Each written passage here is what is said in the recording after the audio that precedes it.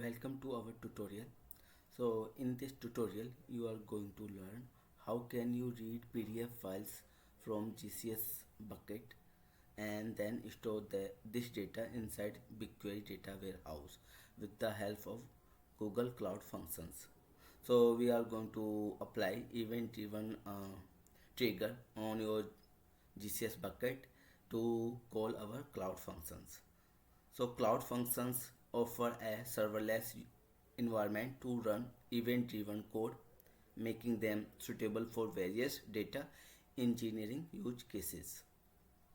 Accomplish this task end to end, you need some roles and permissions. So first of all, you need some roles and permission on your cloud functions.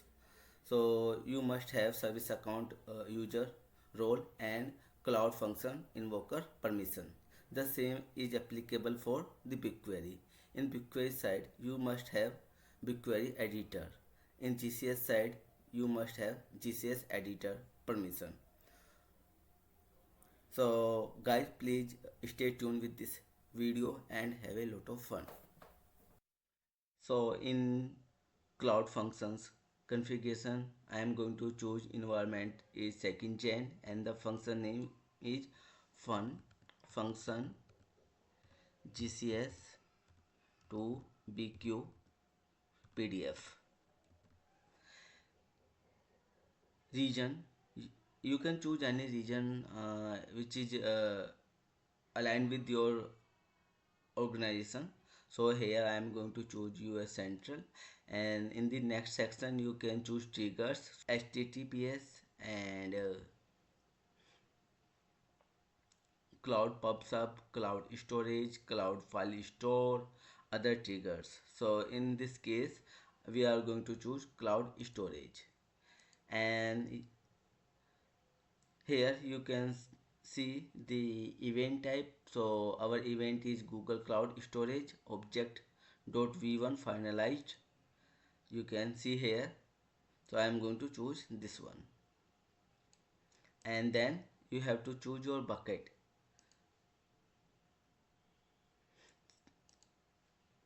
So if you see this bucket, you can see I have created another directory inside this bucket to store my PDF files, like raw PDF files, where I am going to upload all PDF files and then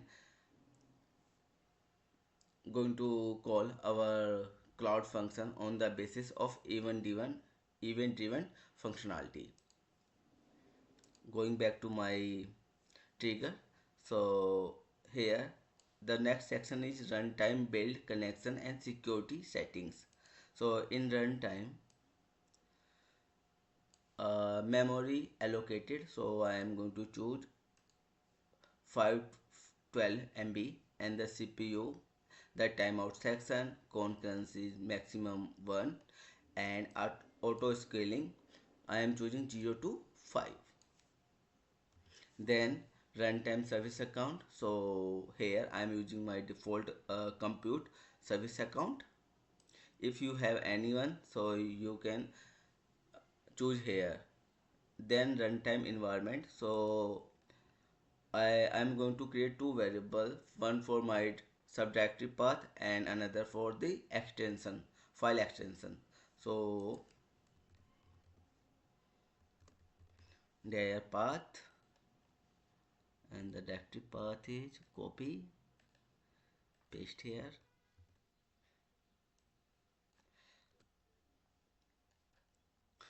In this case you can see there are several subdirectory can be in your main bucket. So you can define, you can use the same bucket for multiple purpose. So here file extension, actually in this demo we are working with the PDF, so we are defining PDF. And then there are other sections like build, connections, security kind of stuff. You can and add a secret reference if you want to add from the secret manager. So I am going to click on next button. After doing this, you can see here there are many runtime languages like Node, Java, PHP, Python. So I am comfortable with Python 3.12. So I am going to choose in the code section.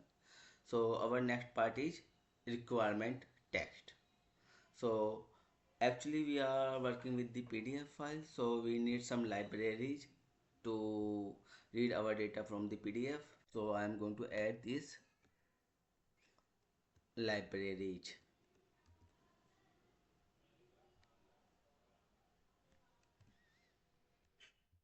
Okay, interact with the PDF files. This is the Python library. You can read, write and combine multiple PDF file into single file, or you can read any specific PDF file with the help of this PyPDF library. Then Google Cloud Storage. This is the official Python package, or you can say Python library from the Google. With the help of this library you can read and write your data from the Google Cloud Storage GCS. Then another library we have Google Cloud BigQuery.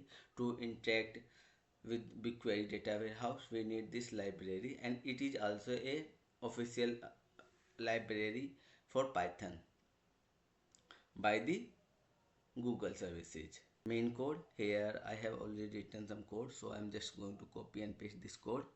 Code section, I have divided this section into three parts. One is read the data from the GCS bucket, and then download this data as a string in a byte format. Then we are going to use our PyPDF module to read this bytes data into the file like object with the help of IO. So here I'm going to change my entry point function. Now I'm going to deploy my package, then I'm going to elaborate this code line by line. So first of all I'm going to deploy this. It will take around 2 to 3 minutes to deploy. Here you can see the URL of this function, and there are some details you can watch here, like details like last deployed, region, memory, CPU, timeout, minimum instances, maximum concurrency and service account. Then source contain the two types of the file, like your text file and your main code file. Now variables, so we have defined two variables like directory path and file extension, and we are not using any build environment variables, and we are not using secrets. Then in the trigger section you can see the trigger name, event provider, event type, receive event from this bucket, and the service account. In the permission, so we need these permissions like function add invoker policy, binding kind of stuff, and then log section.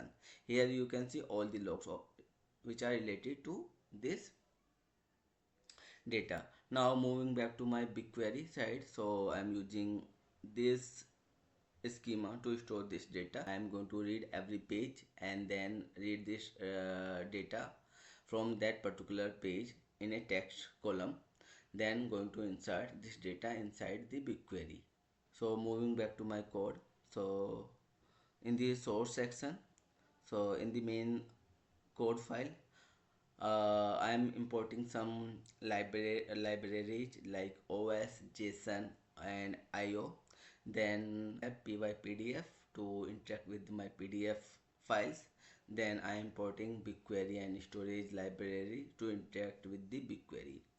In the beginning of this code you can see here I have initialized an array, that is pages underscore text, to store the data at page level. Now I have created a function extract text from PDF, where I am passing PDF content as a byte data. and then I am converting this byte data into the file like object and store this data into PDF file. So I am calling PDF reader function from the py_pdf and passing this file like object as a parameter. Then I am getting the PDF reader. This PDF reader variables give me the length of total pages available in this PDF file. Then I am passing page number as a index. Then we are getting the pages, and then we are going to extract all the text from this page, this particular page. Then we are printing this page number and the text on this page. Then we are going to append our data into our array, like page number as a row column and text as a another column. Then we are returning this page text. Now this is our main function. In this function we are, you can see, we are passing cloud event.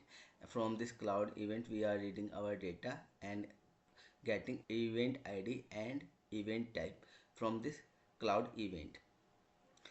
From this data we are getting the bucket and the name of the file inside this bucket, and we are getting meta generation uh, value, then time created and updated. File extension from our environment variable, and then source directory from our environment directory path, and split it backslash. Then we are printing our variables as we defined in the above section. Now here we are putting some conditions, like we are checking the file name. The directory path should be present in our file name, which we are getting from the event. Then file extension in the file name, if it is matching like as we defined, then we are generating GCS URI, a local variable that is storage client, and we are initializing it storage.client, and we are defining our dataset id, demo row and table id. Then we are getting the source bucket from the bucket we have getting through the event, and the source blob from the file name. Then we are creating another variable that is PDF content, and then download it as a string from the source blob. We are creating another variable that is PDF content, and from the source blob we are downloading this data as a string. Then we are calling our above method extract text from PDF, and we are passing PDF content as a byte, and then we are getting this data from this function as a PDF, you can say in a array format. Then we are deleting our main file from the source bucket. Then we are initializing another variable that is client, and we are initializing it BigQuery.clients. Then we are defining our schema of the table page number as a string and text. Then we are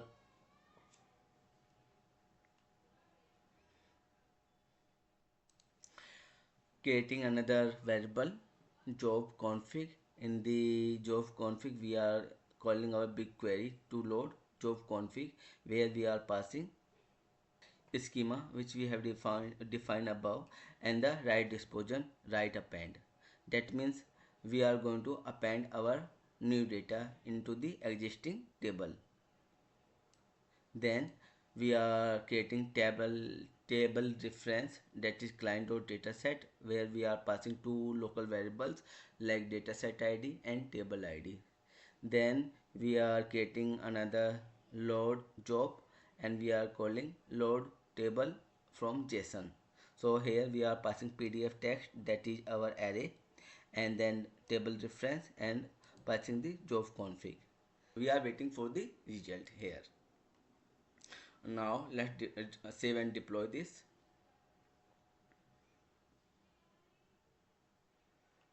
And it will take another couple of minutes. So right now in the file section we have these files, so we are going to upload these files one by one, and then we are going to check our logs.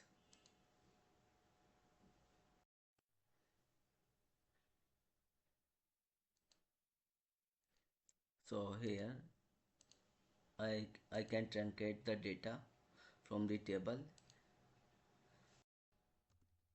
Select star from this table. Okay, now our table is blank, and going back to my cloud function, yeah, it is deployed successfully. Now we are going to upload a new file, invoices, no, single file we are going to upload this.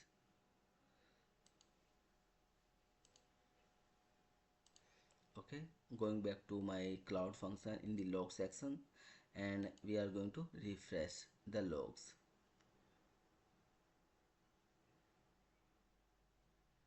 Here you can see the information like file extension, source directory, event id, bucket name, file name, meta generation, created, updated, and the URI of the file, the URL of the file, then page 1. These are the details which we are getting from the page 1.